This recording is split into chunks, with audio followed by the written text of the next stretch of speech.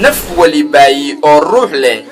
waxay jeceshahay inay dadku u hayaan qiimo iyo qaayo isla markaana uu noqdo qof u xisaaban dadka isla markaana ay jeclaadaan sida hooyadu ay u jeceshahay ubadkeedii ugu dambeeyay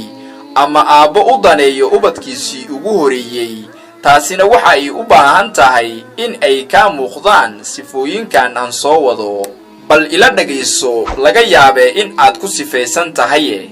qofkii laga helo sifooyinkan waa qof ay dadku jecel yihiin qof waliba dunida dusheeda saaran waxa uu aad u jecel yahay in ay dadku xiiseeyaan ama ay daneeyaan sifooyinka lagu garan karo qofka dadku ay aad u jecel yihiin waxa kamid ah akhlaaqda wanaagsan laazim akhlaaqda suuban oo aad laazimto waxay furu u tahay habsan u socodka noloshaada laba cafinta badan naftaada ku tarbiyay dadka oo aad saamaxdo iskana cafi waa akhlaaqda ugu suuban ee ambiyadii laga dhaxlay waana midda keenta in ay dadku kugu jeclaadaan saddex noqo dhagaysta wanaagsan oo ha noqonin mid dadka ka dafdafa hadalka ama aan u ogolaan in ay fikirkoodu si nabdoon u dhiibtaan u daa dadka fikirkooda ha dhiibtaane laazim dhoola caddaynta iyo weji furfurnaanta iska ilaali weji macbuusnimada iyo ilka hoos fiirinta badan taa waa midda kaa leexisa wejiyada dadka shan noqo mid dadka ku dhex milan oo ha noqon qunyar socod iskiis u adeegtaa oo noqo mid dadka la wadaaga murugo iyo farxad intuba lix badi ammaanta dadka aad ammaanayso ammaanteeda runta ah yacni dadka oo aad ku ammaanto sifaadka ay u qalmaan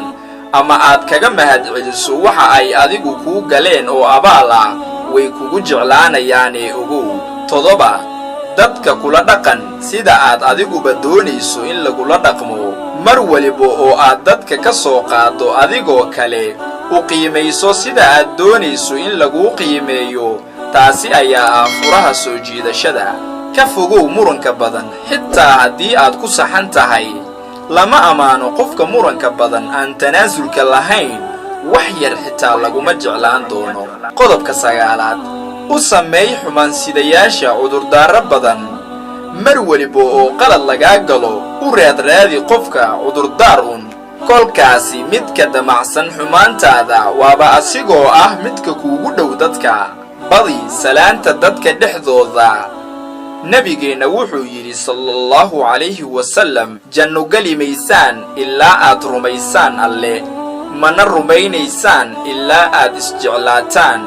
ee ma idin sheega wax hadii aad samaysaan aad isjeclaanaysaan salaanta faafiya waa walaalkiina Axmed Canshuur Cayntu idin la jecel guusha labada daarood oo idin leh wassalaamu alaykum wa rahmatullahi wa barakaatuh